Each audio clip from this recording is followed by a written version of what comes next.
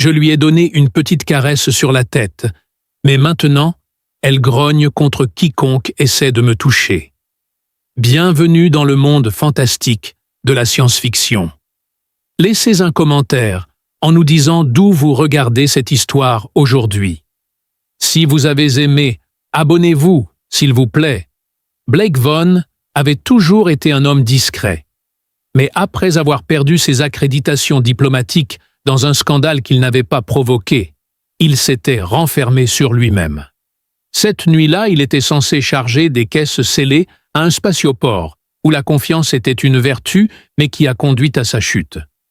Alors qu'il chargeait des composants industriels sur son navire, le drift rate, la première explosion secoua les fondations du mur occidental. Les gardes répondirent avec étonnement, mais le bruit des coups de feu était inhabituel pour cette zone. Blake hésita, puis se glissa dans une ruelle derrière le quartier des marchands, se faufilant entre les tentes de deux vendeurs, l'un vendant des nouilles et l'autre du matériel dont les tentes oscillaient violemment à cause de l'impact. Blake leva les deux mains, la voix calme, alors qu'il la voyait au milieu des décombres d'un poste de contrôle effondré. Au début, elle ressemblait à un morceau de débris, son pelage emmêlé de rose à cause des blessures. Ses yeux rouges brillants, indifférents à la douleur, regardaient calmement et attentivement. Sa poitrine se soulevait et s'abaissait lentement, sa main serrant un manche de couteau brisé, comme si elle était encore en train de décider si elle devait mourir en se battant ou non. Blake s'accroupit à côté d'elle, sortit un médrip propre de sa poche arrière et désigna la profonde entaille qui courait le long de son flanc droit. Blake remarqua que quelqu'un avait essayé de la panser avec un morceau déchiré de toile de navette, et elle avait essayé de se soigner avec ce qu'elle pouvait trouver. Quelle que soit l'escouade avec laquelle elle avait combattu, ils étaient soit morts, soit partis. Elle ne répondit pas, ne grogna pas, se contenta de fixer. Alors qu'il s'approchait, elle tressaillit et s'effondra à nouveau cette fois avec un léger soupir. Ceinture utilitaire. Ça va faire mal, prévint-il plus par habitude que par un réel désir de son autorisation. Elle observa alors qu'il décollait la bande, ses yeux toujours brillants et sa bouche légèrement ouverte comme si elle reniflait son odeur. Elle se tendit, mais ne frappa pas même pas quand il enfonça fermement la bande dans la plaie. Au lieu de cela, elle laissa échapper le son le plus haletant qu'il ait jamais entendu quelque part entre un gémissement et un soupir avant, pour une raison quelconque de s'appuyer contre lui. Il était déconcerté. Ce qu'il n'avait pas anticipé, c'était qu'elle grimpe lentement immobile. Elle s'est blottie dans ses bras avec un air de naturel, sa tête nichée sous son menton. Sa queue s'enroula autour de sa taille et elle laissa échapper un doux ronronnement ou un bourdonnement chantant qui résonnait dans sa poitrine.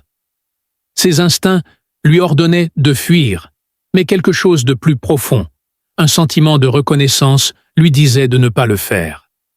Blake était assise immobile dans les décombres, le dos soutenu par son bras, alors qu'elle sombrait dans l'inconscience. Il ne la remarqua pas. Personne n'osait provoquer une espèce connue pour devenir folle quand elle se sentait menacée, en particulier celle qui était clairement liée à quelqu'un. Les gardes n'étaient pas naïfs. Au moment où il l'a amenée au rat dérivant, elle était de nouveau éveillée. Les actions des gardes démontraient leur manque d'intérêt pour la question. Blake se retourna pour partir, mais sa queue se leva et lui attrapa le poignet, le tirant en arrière. Elle le regarda fixement et murmura « Tu m'as complimenté ». Sa voix était rugueuse comme du sable gratté contre du métal, mais indéniablement féminine. Il cligna des yeux alors qu'elle se tenait fermement à lui, respirant en synchronisation avec lui et grondant bas chaque fois que quelqu'un d'autre s'approchait. Il n'avait pas besoin de mots. Il la déposa doucement sur le lit de camp dans ses quartiers d'équipage. Elle renifla l'oreiller, fit un tour sur elle-même comme un chat, puis s'affaissa et expira à travers des crocs aigus. « Je me fiche de la façon dont tu l'as voulu. Je suis né dans la guerre, entraîné à obéir, puis abandonné quand je ne servais plus à rien. Puis, tu m'as regardé comme si je n'étais pas une arme, et tu m'as appelé brave. » Blake se figea, incertaine si c'était une confusion culturelle ou un comportement d'imprégnation extraterrestre. Elle plissa les yeux rouges et se redressa, grimaçant légèrement, alors que son côté saignait légèrement à travers le bandage. Sa main se leva lentement et toucha son visage, ses doigts rugueux et calleux. Personne ne touche un Warborn à moins de le posséder ou de l'aimer, dit-elle, sa voix remplie d'hésitation. Je ne te possède pas, dit-il avec soin. Alors je te protégerai jusqu'à ce que les étoiles pourrissent et deviennent noires. Tremblante, elle récupéra son vieux lacet de chaussures dans une pile de linge près de la porte et l'attacha autour de son cou comme un collier regardant fièrement son précieux bien. Blake a remarqué « Quiconque te touchera le regrettera ». Ne contesta pas non pas parce qu'il était d'accord avec ses conditions, mais parce que quelque chose dans son sourire sauvage et ensanglanté lui faisait comprendre que c'était la sécurité qu'il avait ressentie depuis des années. Blake ne dormit pas cette nuit-là, feignant de surveiller les cellules d'énergie, tandis que ses pensées tournaient en rond sans fin. Dans la pièce derrière lui, Nelly dormait bien qu'il ne puisse pas être sûr qu'elle avait complètement fermé la porte. De temps en temps, il pouvait entendre le son rythmique et bas de sa respiration comme un grand chat attendant une raison d'attaquer. Sa queue s'était enroulée autour de l'une de ses bottes usées avant qu'elle ne s'endorme, et il n'avait pas osé la bouger. Ce n'était pas exactement de la peur, mais plutôt un instinct. On ne s'attaque pas à quelque chose qui a décidé de vous protéger, surtout quand cette chose a des griffes, des dents et des yeux brillants. Malgré cela, il y avait un étrange réconfort dans son attention du genre qui le rendait hyper conscient. Elle ne s'était pas simplement attachée à lui. Elle avait pris une décision et dans son esprit, cette décision était définitive. Le spatioport était en effervescence le matin après une série d'événements. Un manutentionnaire de la station était venu récupérer le paiement d'une redevance de stationnement que Blake avait oublié de payer. Juste au moment où le gars s'apprêtait à s'approcher, Nelly apparut à la rampe du vaisseau pieds nus et portant toujours sa veste de combat déchirée et son collier de lacets. Elle laissa échapper un grognement si bas que le sol en métal trembla. Le chargeur tripota sa tablette de facturation et balbutia quelque chose au sujet de renoncer complètement à la taxe. L'incident suivant fut beaucoup plus direct. Un agent des douanes tenta de monter à bord du navire pour une inspection de routine. Blake a tenté de discuter avec Nelly plus tard autour d'une barre de rations et d'un café synthétique médiocre, mais elle n'a pas levé les yeux en répondant « Tu n'as pas besoin de faire fuir tout le monde comme je le fais ». Elle aiguisait l'un de ses couteaux de cuisine avec une pierre qu'elle avait récupérée dans une ruelle. L'homme était plus grand que Blake, armé et en armure, mais il a pratiquement fui. Tout ce qu'ils sont, ce sont des dockers.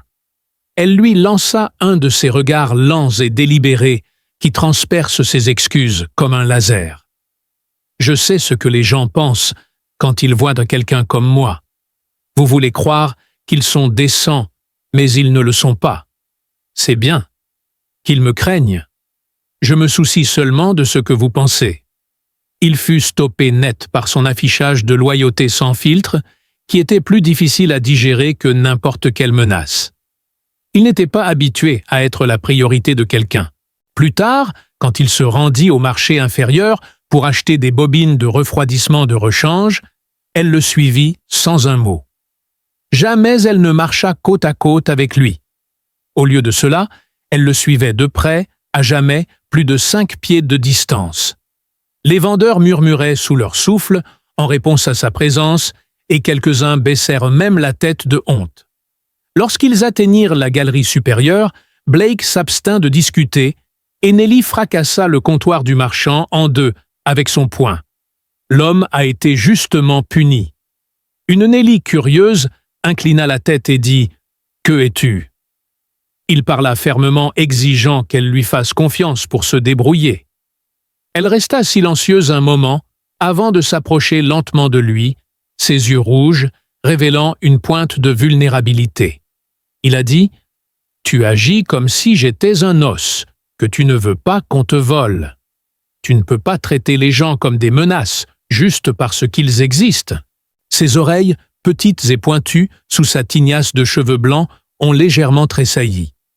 Elle s'est trop avancée, ses yeux étaient trop longs et elle s'en moquait. Quelque chose d'étrange s'est produit ce soir-là. Une jeune technicienne de maintenance s'est approchée d'eux au quai 9, visiblement nerveuse, mais pas effrayée. Elle avait une puce de données avec le nom de Blake dessus. « Ça t'est arrivé », dit-elle. « Tu n'es pas faible. C'est pour ça que je t'aime. Mais j'ai vécu dans des endroits où les forts meurent en premier s'ils ne regardent pas par-dessus leur épaule. Je suis maintenant ton épaule. Tu as dit que tu ne me possédais pas, donc je choisis comment je protège ce qui m'appartient. » Ils ne savaient pas quoi dire en réponse, sauf hocher la tête. Ils continuèrent à marcher en silence. Observant Nelly avec attention de quelqu'un dans la baie 41, a dit que tu t'y attendais. Blake fronça les sourcils. Il ne s'attendait à rien. Nelly renifla l'air, mais ne grogna pas. Au lieu de cela, elle dit « Elle sent l'huile et l'honnêteté. Elle est en sécurité. » Blake prit la puce. « Merci. » La fille hocha la tête et partit soulagée. Il brancha la puce dans sa console une fois qu'ils furent seuls. Elle joua un seul message. Une voix déformée, le mettant en garde de ne pas accepter le prochain travail qu'on lui avait proposé, transport de cargaison 113Z. Il t'utilise pour déplacer un dispositif de désactivation. La voix dit « Si tu fais cette livraison, tu ne reviendras pas. Ils effaceront toute la baie. Tu es un. Ce n'est pas la première fois que quelqu'un essaie de le manipuler. Celle-ci ressemble plus à un avertissement. » Pendant ce temps, Nelly regarde impuissante depuis le lit de camp les bras croisés. Quoi qu'il en soit, ils ont raison. Tu ne sais même pas ce qu'est le travail. Je connais cette odeur sur la puce. Du vieux sang et des explosifs. Celui qui lui a passé la puce devait être proche de la mort récemment. On ne peut pas feindre une telle puanteur. Blake fixe le cadre figé. Après s'être retourné vers elle, il réalisa que s'il quittait le poste, la société manquerait de crédit de carburant et de réparation. Elle hocha lentement la tête, et puis Blake faillit rire, mais au lieu de cela, il la fixa, réalisant que dans les dernières 24 heures, ce vaisseau était devenu leur vie. Elle n'était plus une passagère, elle faisait partie de l'équipage, et il comprit au fond de lui que le port spatial de Blackless avait toujours été un cloaque. Mais une fois que vous commenciez à voir des motifs, vous pouviez repérer quel corridor était utilisé pour le trafic d'armes, quels vendeurs avaient de faux permis et quel hangar était toujours étrangement vide, sans raison valable.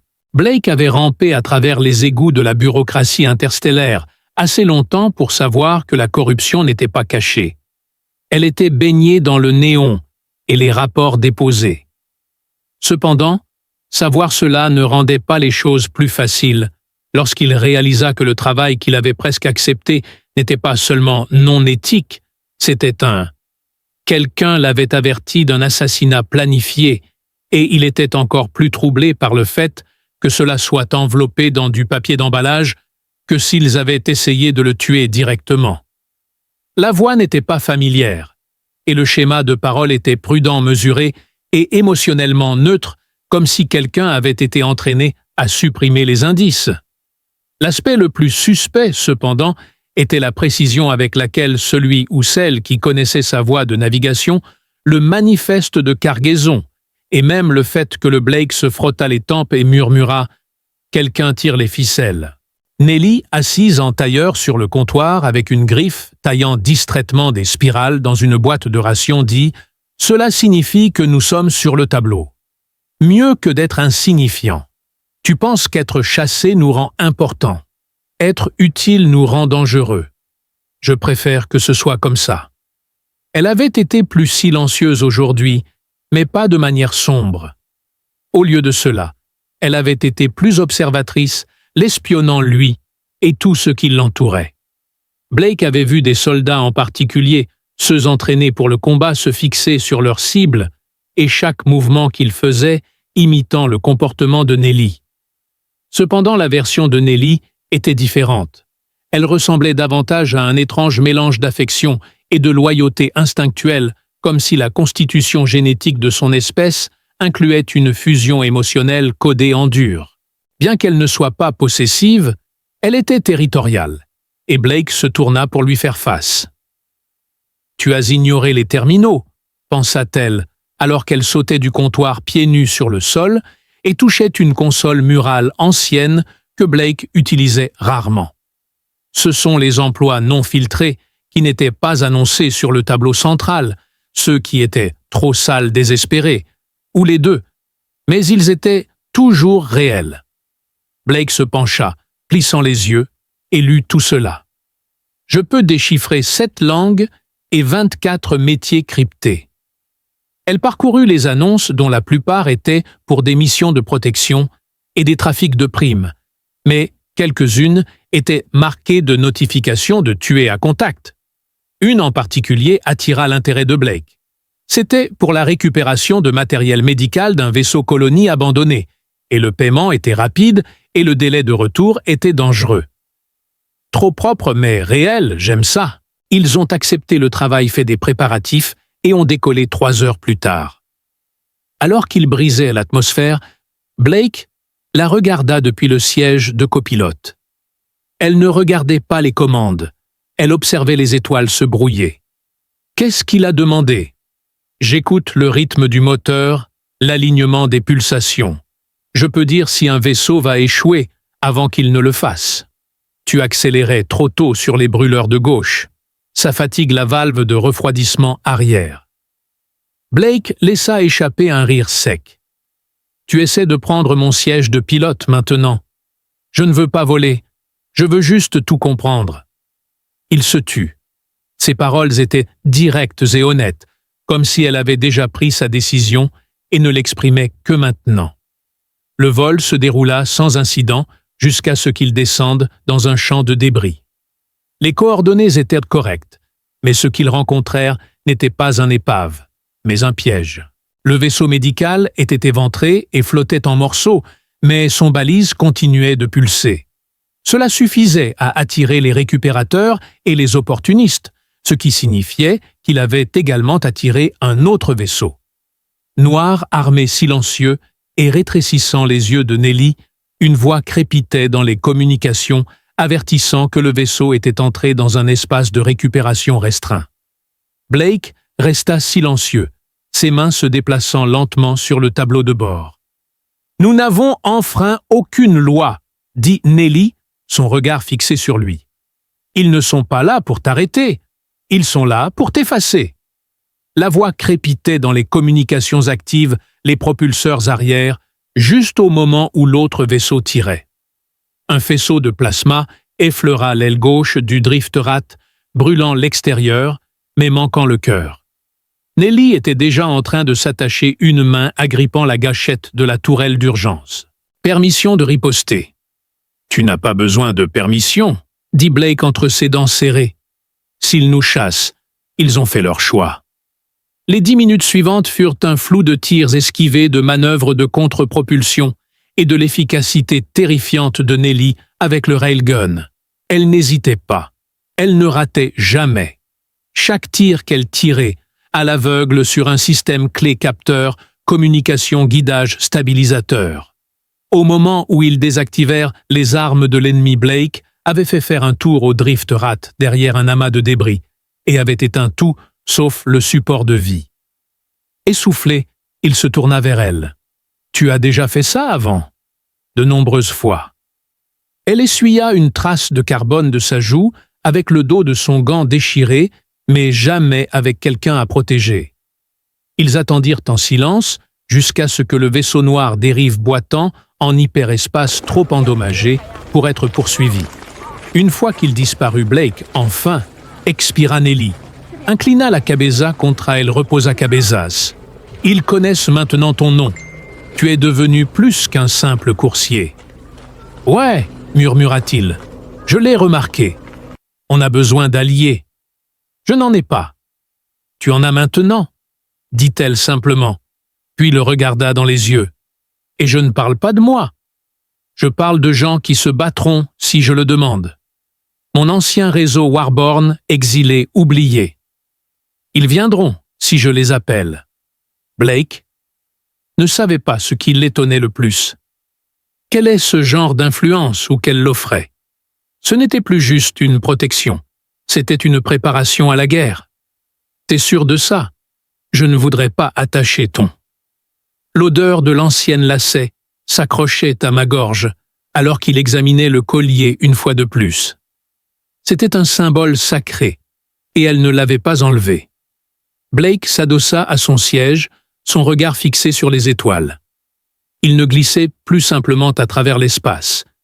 Ils entraient dans quelque chose de monumental. Étonnamment, il ne ressentait aucune peur.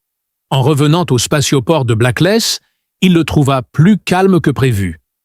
Il n'y avait aucune poursuite, aucun drone de surveillance et même pas un agent des douanes dans le hangar avec des mandats d'inspection falsifiés. C'était quelque chose que Blake avait appris à ses dépens. Il était courant que les individus dangereux cessent brusquement de se soucier des choses lorsqu'ils tramaient quelque chose de pire. Nelly pouvait sentir la même énergie, alors qu'elle se faufilait dans les couloirs, le nez au sol, reniflant l'air moisi, comme s'il recelait des secrets. Ses mouvements étaient devenus plus précis et réactifs, comme si son système nerveux était entré dans un mode que seule sa espèce comprenait, un état instinctif de préparation aiguisé par des années de trahison et de guerre. Elle ne cherchait pas les ordres de Blake. Ils n'étaient pas dans une chaîne de commandement. Au lieu de cela, ils étaient liés ensemble. Aucun d'eux ne parlait la langue de l'autre, mais ils comprenaient les intentions de l'autre. Amarrés à la baie 12, ils étaient soumis à un faux manifeste que Blake avait codé en plein saut. Habituellement, il serait anxieux à l'idée de falsifier des documents dans un grand port, mais après ce qui s'est passé dans le champ de débris, la vérité lui semblait plus dangereuse que n'importe quel mensonge. Après qu'ils aient accosté, Nelly insista pour scanner minutieusement l'intérieur de la baie, inspectant chaque recoin. Ce n'est qu'après qu'elle lui ait fait un signe de tête lent et délibéré qu'il abaissa la rampe. Au bout, il remarqua 2 silhouettes appuyées contre une caisse de fourniture. Elles ne parlèrent pas et ne s'approchèrent pas, mais les yeux de Nelly se plissèrent dès qu'elle les aperçut. « Ils sont nés pour la guerre », s'exclama-t-elle. « Pas de ma cellule, mais du même lot génétique. Je peux sentir la signature du graphique spinal. » Blake demanda ses doutes évidents. « Des amis !» Elle ne signala pas l'alarme, mais redressa plutôt sa veste et marcha devant lui, les épaules carrées, la queue fouettant une fois derrière elle, comme un tir d'avertissement. Les 2 silhouettes s'approchèrent en unisson, hochant la tête. Ils étaient énormes, mesurant près de 7 pieds de haut, avec une fourrure pâle et des yeux rouges, enfoncés similaires à ceux de Nelly, bien que les leurs soient ternes et moins vifs. Ils se déplaçaient avec une démarche hésitante qui correspondait à la sienne. Efficacité sans confiance, ce n'étaient que des survivants plutôt que des leaders. Une voix masculine chuchota « Vous vous êtes liés, mais nous n'y croyions pas. » Nelly répondit sèchement « C'est parce que tu n'as jamais compris ce que signifie vraiment le lien.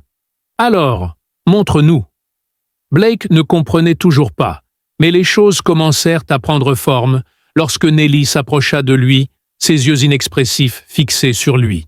Elle posa une main griffue contre sa poitrine, mais sa posture en disait long. Le guerrier né de la guerre inclina la tête, réfléchissant, puis jeta un coup d'œil à son compagnon disant « Elle se battra pour toi. »« Mais te battras-tu pour elle ?» demanda Nelly. Blake, imperturbable, avança et tendit à Nelly une puce de données scellée. « Nous l'avons déjà. Cela semble les satisfaire pour l'instant. » L'homme continua. « Nous avons entendu parler de l'épave. Ce vaisseau noir appartenait au protocole Worm des mercenaires Off-Books, utilisé par le Conseil galactique pour nettoyer les dégâts qu'ils ne veulent pas retracer. Vous n'êtes pas seulement sur leur radar, vous êtes dans leur ligne de mire. » Blake jeta un coup d'œil à la puce, et les informations étaient aussi propres que les mains des Warborn pouvaient le faire. Puis, les 2 se retournèrent et disparurent. Retournant au rat de décharge, Blake inséra la puce dans la console isolée. Le contenu révélait une liste accablante d'opérations liées au protocole Worm, y compris des raids sur des sites secrets des enlèvements politiques et la destruction de navires civils. Chaque opération avait été approuvée par quelqu'un de profondément ancré dans l'aile des communications du Conseil. Ce qui a vraiment mis Blake en colère, c'était un dossier intitulé « Profil de confinement ». À l'intérieur se trouvaient des dossiers biométriques de cibles désignées pour suppression, dont l'un contenait son nom, sa photo, et un dossier intitulé « Levier par le contrôle des actifs liés ». Il resta silencieux pendant longtemps, lisant et relisant la ligne, jusqu'à ce que les mots deviennent confus. Nelly se tenait derrière lui, silencieuse. « Tu es une cible », murmura-t-il enfin.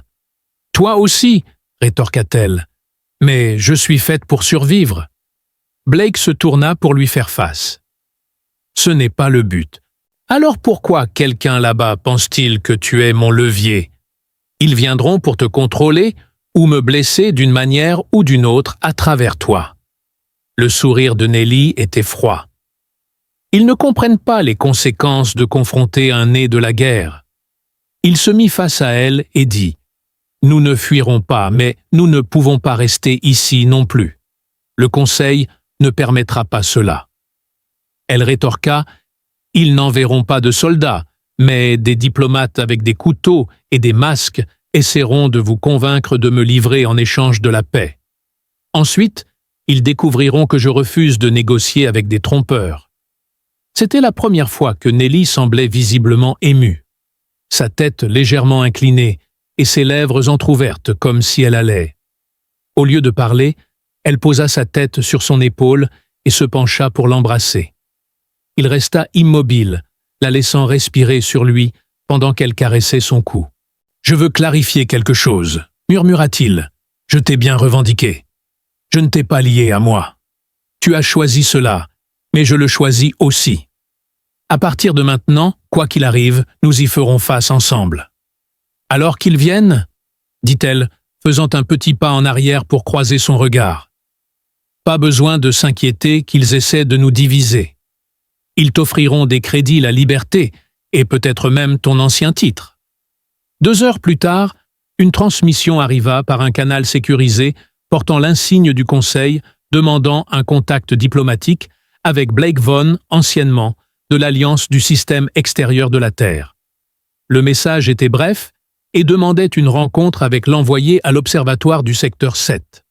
Les termes de la discussion de paix seront disponibles à l'arrivée. Nelly lut le message et cracha par terre. Il sourit et se pencha pour nouer le collier en lacets qu'elle portait fièrement. Puis il dit « Montrons-leur à quoi ressemble la guerre quand elle tombe amoureuse. » L'observatoire qui autrefois suivait les amas d'astéroïdes servait maintenant de lieu de rencontre pour des diplomates arrogants et des négociations clandestines qui n'avaient jamais vraiment lieu. Il se tenait au-dessus du port spatial, comme un œil aveugle observant tout et rien. Blake avait atterri à la dérive.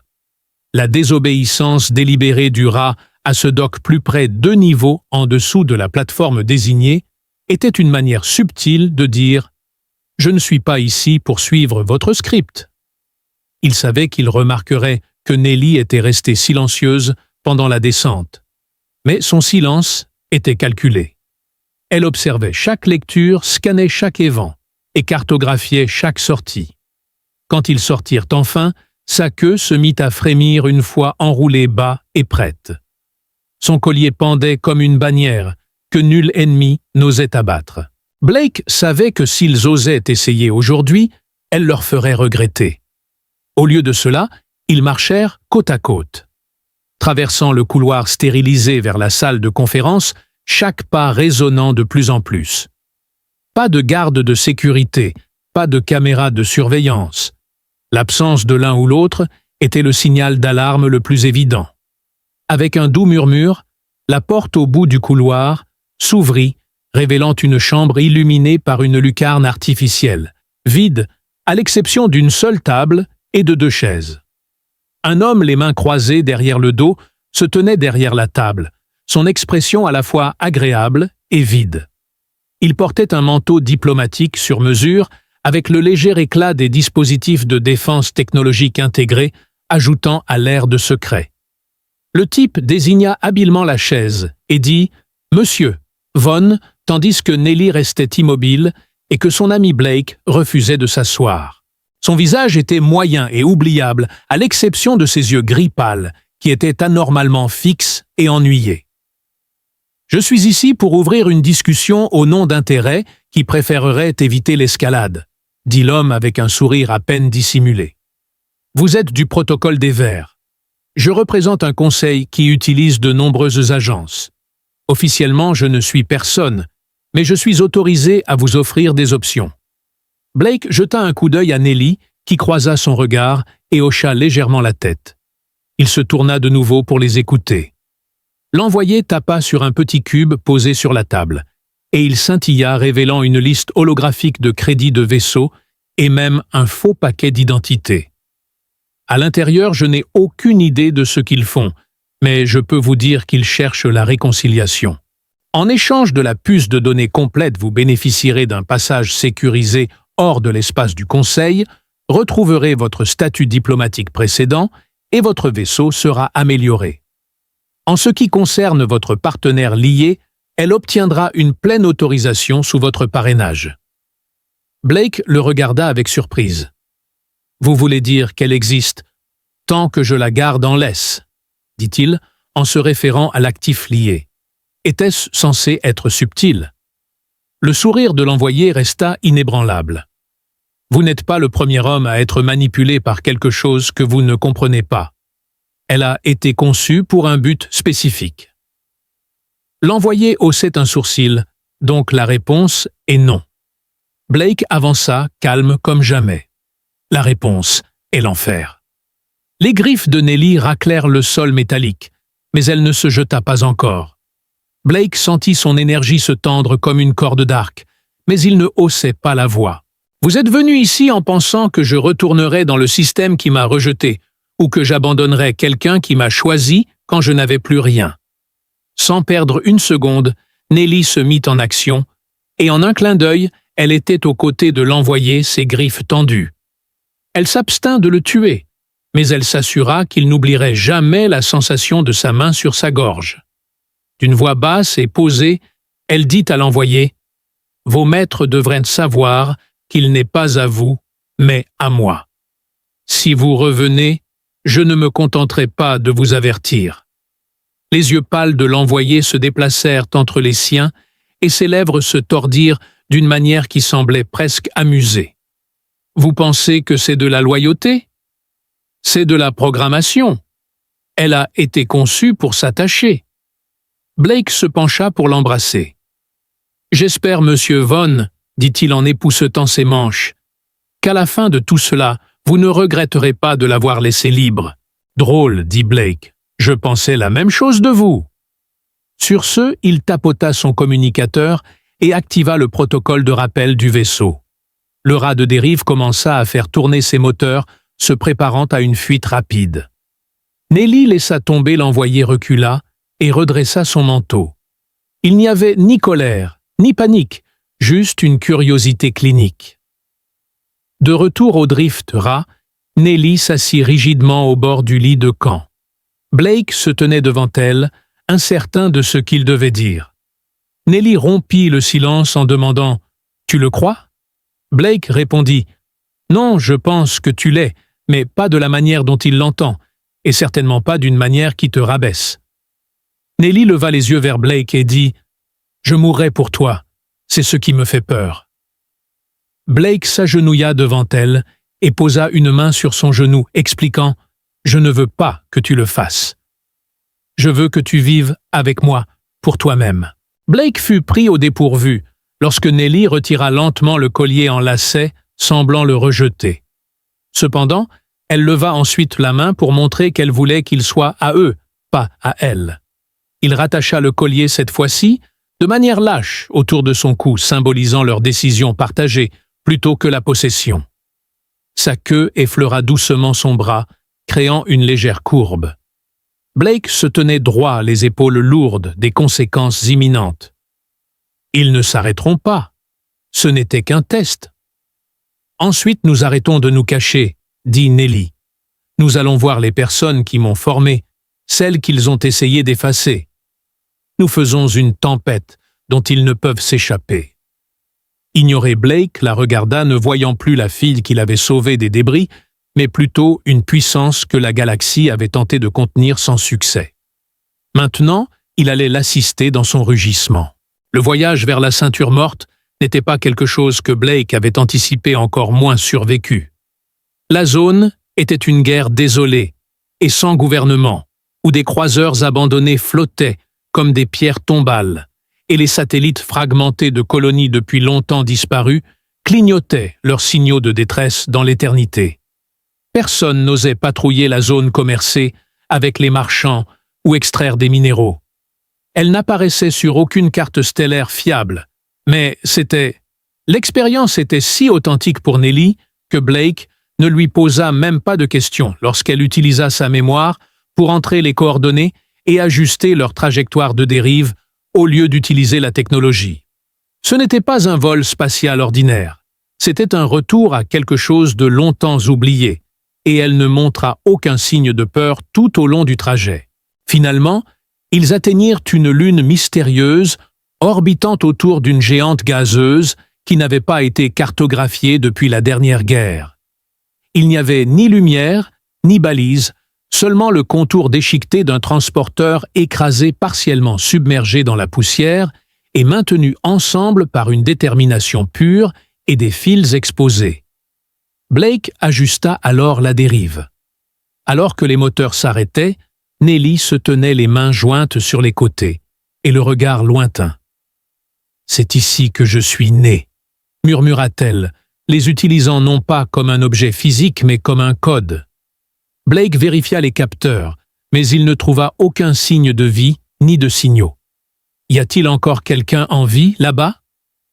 Nelly choisit de ne pas répondre directement, se contentant de plonger la main dans sa veste pour en sortir une petite pierre ébréchée gravée d'un glyphe extraterrestre.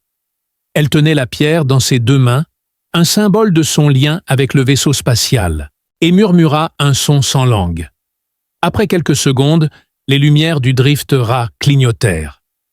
La statique parcourut le panneau de communication, puis un seul ton résonna dans le cockpit, un signal à la fois brut et ancien. « Ils m'ont entendu », dit-elle.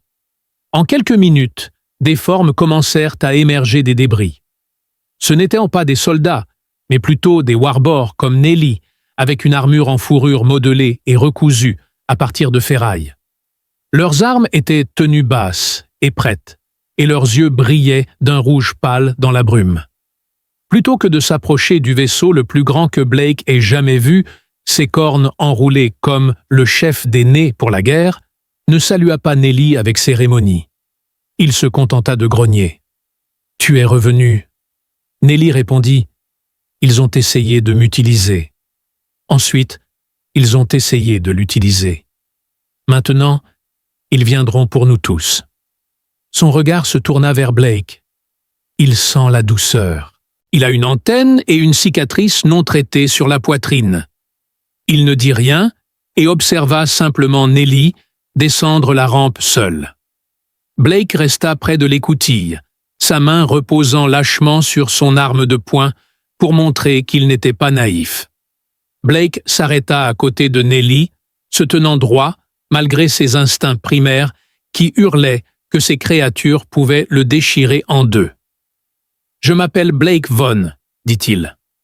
Vous ne me connaissez pas, et je ne prétends pas comprendre ce que vous avez traversé, mais je me suis interposé entre vous et la mort 2 fois. » Le leader hocha lentement la tête, obtenant un mot de Nelly. La rampe siffla sous ses bottes, mais la tension dans l'air resta constante. Ce n'étaient pas des gens formés à la diplomatie, ce étaient des survivants, et tout ce qu'ils voyaient était à travers le prisme de l'évaluation des menaces. Le chef des nés de la guerre l'étudia longuement, avant de demander « Que voulez-vous de moi ?» Blake répondit sans vergogne « Tu sais comment ils effacent les problèmes. Ils t'ont déjà effacé une fois, à moins que nous ne nous assurions qu'il n'y ait pas d'effacement cette fois-ci. » Une autre née de la guerre, une femme plus petite que Nelly, mais avec des yeux cybernétiques qui clignotaient à chaque battement de cœur, s'avança. En réponse à la question « Que pouvez-vous offrir en échange de l'exposition ?», Blake, avec le leader, se tourna vers Nelly et dit « Tu lui confies ma vie. Ce qui est plus que je n'ai jamais dit à ton sujet. J'ai des noms des protocoles et suffisamment de données pour les faire transpirer. Tout ce dont j'ai besoin, c'est de force une fusée de détresse soutenue par quelque chose qui mord. » Cela lui valut un rire bref, un son sec et brisé, qui semblait n'avoir pas été utilisé depuis des années. Le leader regarda autour de lui ses combattants dispersés, puis hocha la tête une fois. « Nous écouterons votre idée. » Blake a transformé le hangar en salle de guerre, disposant des données sur un holowave récupéré. Nelly a complété son briefing avec des connaissances de première main sur leurs méthodes, leur routine d'infiltration et leurs tactiques de guerre psychologique. Elle leur a même montré son collier et son lacet, expliquant ce qu'il signifiait. « Ce n'était pas une blague, dit-elle sa voix claire. C'était une déclaration, j'ai choisi de le faire. Il ne m'a pas forcé, et cela les a terrifiés plus que n'importe quelle arme que j'ai jamais portée. » Blake ajouta « Ils ont réussi à les monstres existent depuis si longtemps qu'ils ont oublié à quoi ressemble la loyauté non programmée. C'est pourquoi ils veulent qu'elle parte, et c'est pourquoi ils viendront tous vous chercher à nouveau. » Les nés pour la guerre écoutaient attentivement, comme s'ils avaient été privés de but trop longtemps. Ils n'étaient pas prêts à suivre des ordres, mais ils étaient prêts à agir. À la fin de la réunion, ils avaient convenu de coordonner une rafale de signaux à travers 3 anciens relais de communication des systèmes que le successeur du Conseil avait depuis longtemps oubliés. Modèle de cryptage.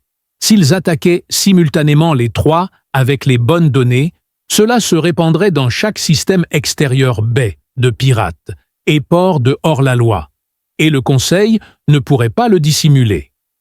Il restait un dernier obstacle. Ils avaient besoin d'une clé pour les portes de relais. Les codes étaient conservés dans un coffre-fort de données au sein d'un centre commercial neutre sur la ceinture d'Alien, un havre diplomatique qui interdisait les armes, la violence, et l'histoire, donc y pénétrer, nécessiterait une infiltration, pas de la force brute. Blake jeta un coup d'œil à Nelly qui sourit et demanda « As-tu déjà pénétré dans un coffre diplomatique sans éliminer personne ?» Sa queue flottait joyeusement derrière elle alors qu'ils se mettaient en route pour la prise d'Ilen à minuit. Ils étaient un groupe de rebelles génétiquement modifiés à moitié fous et n'ayant rien à perdre, mais tout à reprendre. La galaxie les avait enterrés une fois, mais maintenant elle allait entendre leurs hurlements. Alors qu'ils orbitaient autour d'une étoile blanche pâle, cela ressemblait à la paix. De loin, sa surface polie scintillait intacte par la guerre ou la politique enveloppée dans... Entrer dans le sanctuaire d'Ilen était comme pénétrer dans un sanctuaire, aucune arme n'était autorisée, tous les passés étaient pardonnés, et un bouclier atmosphérique qui n'avait jamais été violé publiquement. Cependant, Blake n'avait aucun intérêt à oublier. Il était venu récupérer ce qui avait été volé et terminer ce que le Conseil avait commencé lorsqu'ils avaient tenté de l'effacer. Le problème était que le bracelet se souvenait de la sécurité scannant chaque entrée, enregistrant chaque identité et fouillant chaque sac. Dans le cadre d'un nouveau programme de sensibilisation diplomatique, ils ont accosté sous le couvert d'un commerçant nommé Blake, qui prétendait être un manutentionnaire sous contrat et escortait un Warborn partiellement réhabilité. Ce n'était pas complètement une fabrication. Nelly, qui portait normalement des gants déchirés et une veste de combat, arborait plutôt une cape à capuche élégante. Cependant, elle refusait obstinément d'enlever son collier, insistant sur le fait que c'était une partie intégrante de sa tenue. En secret, Blake soupçonnait que c'était quelque chose de plus personnel. Les gardes du port la regardaient avec awkwardness, ne sachant pas s'ils devaient avoir pitié d'elle ou la craindre. L'un d'eux tendit la main pour l'aider, mais Nelly s'abstint de grogner ou de montrer les dents. À la place, elle inclina la tête et le fixa avec une intensité froide et indéchiffrable. Il retira sa main de la sienne si rapidement qu'il faillit tomber. À l'intérieur de la station, il y avait la puanteur de la civilité artificielle, des jardins stériles et de la musique d'ambiance censée ralentir les cœurs et enterrer la tension. Blake méprisait immédiatement la musique, la trouvant trop parfaite et trop silencieuse. Il traversait la galerie publique avec une calme délibérée, mais les gens les fixaient. Malgré tous ses efforts, elle se distinguait par sa queue, son pelage et sa posture qui irradiait une violence contenue. Blake avait autrefois eu l'autorisation pour ce niveau, mais ce privilège était mort avec son ancienne vie. Maintenant, il avait Nelly. Le coffre-fort était situé au cœur d'une archive culturelle à accès restreint. Bien que Blake fût le centre de l'attention, Nelly la détourna habilement. Alors que les passants marmonnaient et faisaient semblant de ne rien voir, elle retira délicatement un fil de son gant et l'inséra dans le panneau de sécurité près d'un point d'accès restreint. Ses griffes étaient trop grandes pour un travail technologique délicat, mais elle s'était adaptée. Le fil n'était pas technologique cependant. Il était biologique, fait de fibres sensibles aux nerfs intégrés dans sa peau. Il pulsait avec son rythme bioélectrique, imitant une interférence de signal et alimentant les systèmes de porte avec de fausses données. Blake se tenait à ses côtés. Les bras croisés, j'observais 2 agents de sécurité s'approcher de l'autre bout du couloir. Après 10 secondes, Nelly murmura quelque chose comme « Vous faites ça sans déclencher d'alarme? Non, c'est votre travail. » La porte s'ouvrit en sifflant derrière eux, permettant à un corps de glisser à l'intérieur. Silencieusement, elle disparut dans l'obscurité. Blake, arborant un sourire chaleureux et penaud, s'est mis à héler les gardes, s'excusant de s'être perdu lors de la visite des archives. Un de mes amis a plaisanté. C'est la meilleure vue du système. Les gardes n'étaient pas amusés, mais ils n'agissaient pas non plus de manière suspecte. L'un d'eux grogna et pointa dans cette direction vers un autre couloir. « Restez hors des zones restreintes où vous serez expédiés. » Blake murmura quelque chose dans ce sens et se retira prudemment, se plaçant entre eux et la porte à moitié ouverte. À l'intérieur, Nelly se déplaçait furtivement à travers les rayonnages. Le coffre-fort n'était pas protégé par la force brute, mais par des enregistrements complexes encodés dans des matrices cristallines dynamiques des langues d'interface changeantes et des pare-feux en couches composés de schémas de pensée synthétiques qui combattaient activement l'intrusion. Cependant, Nelly ne piratait pas de manière conventionnelle. Elle dansait entre les pulsations, les schémas de pensée réfléchis, les fausses identités chuchotées et les fréquences que les humains ne pouvaient pas entendre. Au cœur du coffre-fort, elle trouva les codes d'accès aux relais de fines bandes de données lumineuses enfermées dans un prisme pas plus grand que sa paume. Il brillait lorsqu'elle le touchait. Elle retourna dans le couloir le prisme sous son manteau et Blake la rejoignit à l'escalier d'évacuation d'urgence. Ils marchèrent en silence jusqu'à ce qu'ils atteignent la seconde cage d'ascenseur où quelque chose tourna mal. Une voix crépita sur le système de communication de la station « Violation de sécurité détectée dans l'archive du niveau 9 ». Tout le personnel initiait les protocoles de confinement. Blake resta calme et posé, mais il jeta un coup d'œil autour de lui. Nelly se mit contre le mur, les yeux aiguisés. « Nous ne pouvons pas retourner au vaisseau. Ils vont le verrouiller. Alors nous sortirons par le soupon, dit Blake, plateforme de chargement. » Déjà en train de penser à cela, ils déboulèrent dans le terminal de fret juste au moment où les volets automatiques commençaient à se fermer. Nelly attrapa un chargeur de caisse, déchira le dessus comme du papier et sauta dans une autre. Sautait dans une autre. En quelques instants, les caisses furent poussées vers une barge sortante. Une routine de chargement de marchandises. Pas de scan, pas de contrôle, juste du bruit. Ça a presque fonctionné. Alors que les conteneurs étaient chargés, un agent du conseil aux yeux pâles et hauts comme du verre brisé entra dans le hangar et s'arrêta. Il renifla l'air comme un animal, puis son regard se posa sur le chargeur et il commença à marcher vers la caisse. Blake retint son souffle. Blake sortit de la caisse en rampant, clignant des yeux sous la lumière d'urgence. Nelly s'affaissa à côté de lui, du sang sur les jointures, un sourire sur le visage. Je t'avais dit que je ferais un plan, murmura-t-elle. Blake se pencha et l'embrassa. Pas de panique, pas de désespoir, juste de la gratitude et ce genre d'amour qui n'avait pas besoin d'un timing parfait. Tu continues à me sauver la mise. La barge sortante dérivait à travers le passage du voile, un corridor mince en gravité entre des champs d'astéroïdes qui rendaient la poursuite presque impossible et les scans peu fiables. Blake avait appris l'existence de cette ancienne route de contrebandiers en exil, mais n'avait jamais osé l'utiliser, car il n'en avait pas eu l'occasion. Maintenant, avec le prisme serré dans sa main, et Nelly saignant à ses côtés, il n'y avait pas d'option plus sûre. La régénération des enfants de la guerre était notoirement agressive, mais elle avait un coup fatigue-spasme musculaire et surcharge sensorielle. Pourtant, elle refusait de se reposer. Ses yeux suivaient chaque signal sur l'écran calme. Ses oreilles réagissaient à chaque bruit que faisait le couloir. Blake avait enveloppé son bras dans un bandage thermique, sachant qu'elle allait le déchirer. Profondément, mais cela ne l'a pas empêché de s'inquiéter. « Tu as perdu beaucoup de sang », dit-il doucement en ajustant leur cape. « Tu aurais dû rester caché. Laisse-moi prendre le risque. »« Tu serais morte », répondit-elle. Cet agent n'était pas standard. Ses yeux étaient tachetés, sa voix trop calme.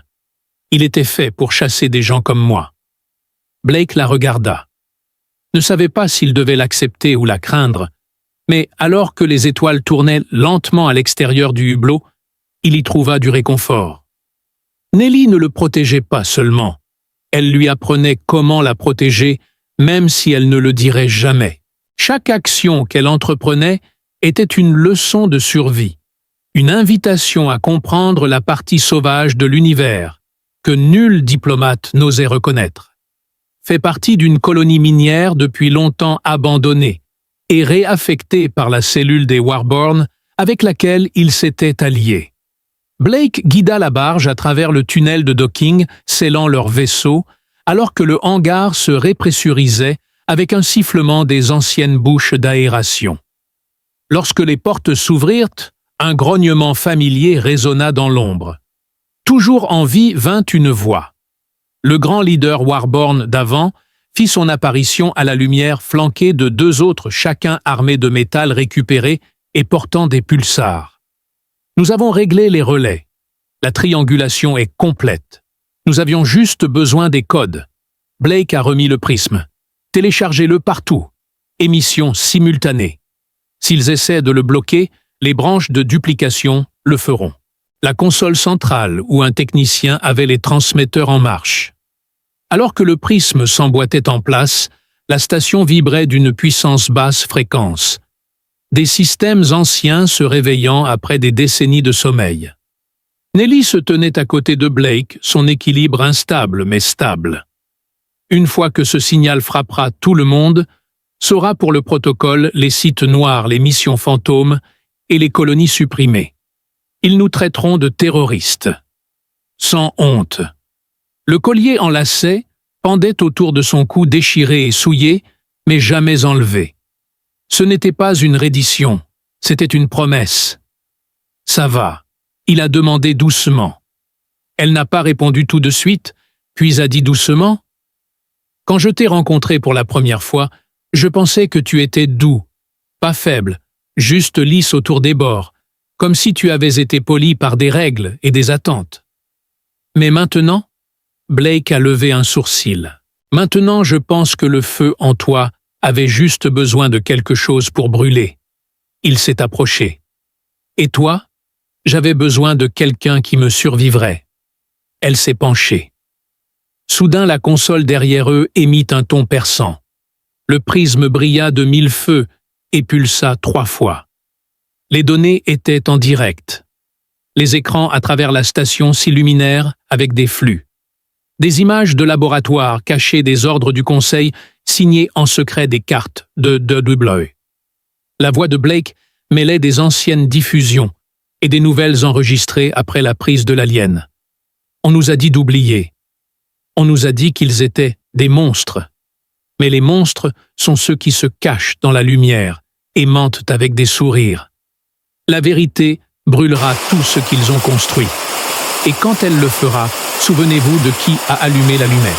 Venez, mais pour une fois, il ne fuyait pas. Cette nuit-là, dans l'obscurité de la station de relais, avec des crépitements statiques et des balises lointaines, maintenant plus brillantes, Blake et Nellie étaient allongés ensemble dans un coin tranquille de la cabine du vaisseau. Les étoiles à l'extérieur ressemblaient plus à des portes qu'à des murs, alors sa queue était drapée autour de sa taille et il tenait ses vêtements. Le Conseil n'était pas seulement en panique, des vaisseaux de 3 systèmes différents avaient quitté les réseaux traditionnels des unités de patrouille, étaient réaffectés aux urgences diplomatiques, et la première vague de réponse est arrivée plus vite que Blake ne l'avait prévu. Moins de 20 heures après l'explosion de données des pings scriptés, commencèrent à rebondir sur les capteurs périmétriques de la station Languerre. Cela signifiait que la diffusion avait atteint exactement l'endroit où ils en avaient besoin. Le monde savait maintenant ce que le Conseil avait fait, et que quelqu'un avait vécu assez longtemps pour le révéler.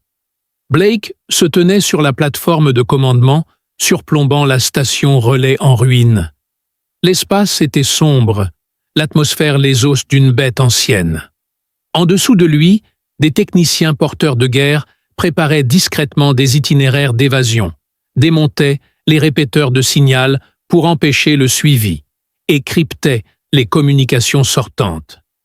Nellie était dans le quartier est de la station organisant les jeunes guerriers qui n'avaient jamais vu la guerre, mais avaient grandi dans son ombre. Blake ne les enviait pas. Il savait que ce genre d'héritage pouvait briser une âme s'il n'était pas porté avec précaution. Ne savait pas pourquoi il s'y concentrait. Peut-être parce que cet endroit brisé était devenu d'une certaine manière un champ de bataille pour la vérité. Les champs de bataille étaient des lieux où les ordres étaient suivis, mais les champs de bataille étaient des lieux où les choix étaient faits. Des pas s'approchaient de derrière légers et délibérés. Il ne se retourna pas. Il n'en avait pas besoin. Regardant même en silence, ils enverront quelqu'un de personnel. Ensuite, dit-elle sans préambule, pas des soldats, pas des drones, quelqu'un avec un nom, quelqu'un de ton passé. Il hocha lentement la tête. C'est comme ça que fonctionne le Conseil. Des sourires d'abord, des balles ensuite. Je préfère les balles. Elles ne mentent pas. Blake expira les lèvres se tordant en un petit sourire amer. J'étais autrefois le sourire. Je faisais des affaires. J'éteignais les incendies avant qu'ils ne se propagent. À l'époque, je pensais que je maintenais la paix, mais je préservais juste la pourriture. Elle n'était pas seulement une guerrière. Elle était un miroir lui montrant la version de lui-même qu'il devenait enfin. Fort centré, non contrôlé. Une sonnerie résonna depuis le tableau de communication derrière eux. Clearance de haut niveau à haute fréquence. Blake se dirigea vers la console et activa le canal. L'écran scintilla. Supérieur celui qui avait signé l'ordre de désavouer Blake lorsque le protocole du verre avait besoin d'un bouc émissaire. Calin avait l'air inchangé. Cheveux gris, lisses yeux suffisants, et une posture qui le rendait accessible sans jamais paraître vulnérable. Il sourit comme s'il saluait un vieil ami Blake. « Tu as l'air bien compte, tenu Blake ne rendit pas le sourire. Je sais ce que tu as fait, Calin. J'ai les dossiers, les signatures et les enregistrements. Je suis sûr que tu ne nous as pas blessés, mais tu as déstabilisé des choses que nous ne pouvons pas nous permettre de laisser s'effondrer. » Blake s'approcha. « La seule chose que j'ai fait s'effondrer, c'est le mensonge. Et si cela entraîne la chute du reste de vous avec lui, tant pis. » Le sourire de Calin s'estompa légèrement. « Tu pourrais encore revenir? Le contrôle des dégâts est possible. Nous blâmerons des acteurs renégats, réviserons ton dossier, te donnerons une nouvelle mission et la créature à côté de toi. » Nellie se déplaça lentement et délibérément. Survécut. Elle est la raison pour laquelle j'ai commencé à me battre. Le ton de Calin se durcit. C'est une arme qui s'est liée à une responsabilité diplomatique. Tu es une note de bas de page. Ne te fais pas de victime. La voix de Blake devint froide et définitive. Alors, vise mieux la prochaine fois. Il coupa la transmission. Le silence remplit l'espace entre eux pendant un long moment. Puis, Nelly parla. « Ils viendront maintenant. »« Oui, » dit Blake, « mais pas pour négocier. »« Plus maintenant ?» ?»« Plus tard dans la nuit, dans la soute à cargaison sombre qui était devenue. » Nelly se blottit contre lui, la tête sur son épaule, et une bouteille de whisky synthétique dans une main. Il n'avait pas besoin de parler. Dehors, les sentinelles Warbord prenaient position. Le rat des dérives était plein et prêt, mais il savait que la prochaine phase ne consistait pas à fuir. C'était une question de résistance. Elle leva finalement les yeux vers lui, sa voix basse. « Ils ne vont pas mourir. Vous non plus. » Et d'une certaine manière, cela leur a suffi pour affronter la tempête suivante. Le conseil est arrivé en silence, comme prévu. Pas de fanfare, pas de diffusion, juste un seul dreadnought, encapuchonné, glissant en orbite, sous le couvert d'une éruption solaire bouclier, abaissée pour masquer sa signature thermique. Il ne déployait aucune bannière, ne portait aucun insigne, et n'émettait aucun signal, si ce n'est un faible ping de sonde à courte portée, une vieille tactique de guerre utilisée pour détecter des signatures biologiques auparavant. Il le savait déjà, Nelly avait senti la trace de fer 1 heure avant que les capteurs ne la détectent. Elle ne paniquait pas. Elle aiguisait ses griffes contre une boucle de ceinture et ajustait ses gants. Elle ne se préparait pas à mourir. Elle se préparait à finir. Blake la rejoignit dans l'armurerie juste avant que le premier vaisseau d'embarquement du Conseil ne décolle. Il ne portait pas d'armure, seulement Nelly ne parla pas au début.